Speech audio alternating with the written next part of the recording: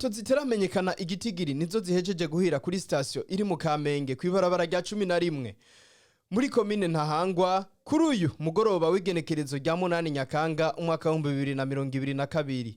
Bamwe mu basanzwe banyonga izo moto bari baje kunywesha igitoro ngaho batubwira uko umuriro wadutse. Maze gusha kisubi nyuma gato imoto yanje kumwe yahiye nabonye bayaruza kwana rimwe maze kubimbere ndasaganyisha ndabura aho ncisha maze kuranishisha numva umuriro bwa kuhande kuri yakote ndavuga ati none ibintu bigenda gute niho nacanse yimba simbira ku yundi unda simbira ku yundi unda simbira ku yundi niho naboneka kubayo moto yahiye ni bizina kwetu. Okay, icyatangwe sinikindi jewe na dipomo nabonye umuriro waduka bariko baraha imoto bariko barayiha rero mbona umumotari umwe ariko arasha kumpunza ariko magura nampaka mu nyuma biragenda acabikora ko hose amaze kuyikora ko hose acariruka amaze kwiruka ndetse imoto ya mbere cyatangurira n'iyindi amaze gushiyindi zaza kwiragira tumaze kwiragira niho guca bamwe biruka abandi basubira inyuma abandi bazitora abo bitakunze kwazitora zirenganye. Okay, wahiye ubwayo bari nkongo. Umuyobozi mukuru ajeje igipolisi kijeje gukinga impanuka asaba ubushikiranganje bujeje kudandaza ko bosubiramwo ibijanye n'urudandaza wa kigitoro kugira ngo station zive mu mihana gutyo impanuko nkizo zigabanuke. Uruhombo kuri bene ya mamoto ngira ngo nogira ko nja kuvyo nosaba ico nosaba cyane ubushikiranganje bujejwe ivyo kudandaza ko bwosubiramwo bushasha itunganywa y'urudandazwa rw'igitoro aya ma station akava mu mihana bakayatorera bushasha ibibanza kuko murabona yuko nk'i station iri hafi y'imihana iyo kijya gipolisi kijejwe kuzimya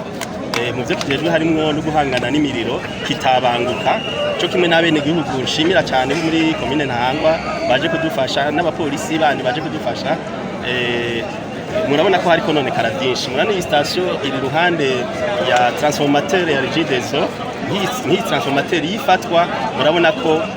hari gusha ibintu byinshi ariko none kara ibintu byinshi cyane icambere rero nsaba n'ubushikiranganje mu byo bujejwe harimo kudandaza ko botunganya bushasha ibibanza by'aya mastation kuko n'urudandazwa dutandukanye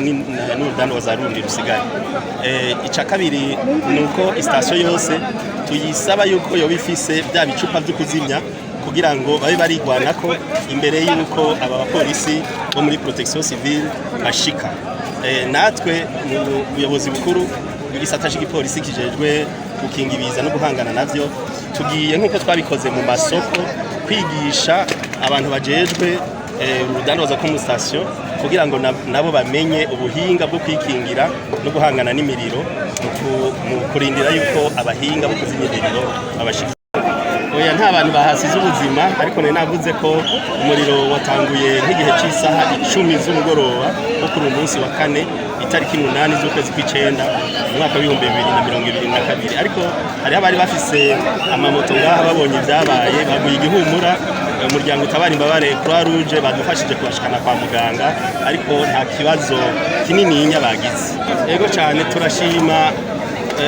abapolisi turabashimira abapolisi bo muri protection civile babangutse kuko bakidutabaza bace babanguka bazana n'ibikoresho bikwiye bazanye n'ikamyo y'amazi iza kuzuriza ziya kamyo zizimya kugira ngo ntizitumwanya zijya kuvoma kugira ngo zigaruke zisanga hacitse. Ibi rero byabaye birumvikana kuko na mamoto yarimwo igitoro nivyo hari n'igitoro gike ariko igitoro conona ntikiba cinshi. Turashima rero igikorwa bakoze turashima kandi n'ubufasha bene gihugu bagize kuko nabo nyene babangutse kudufasha n'abapolisi bakorera muri komine Ntahangwa babangutse badufashije kuzimya.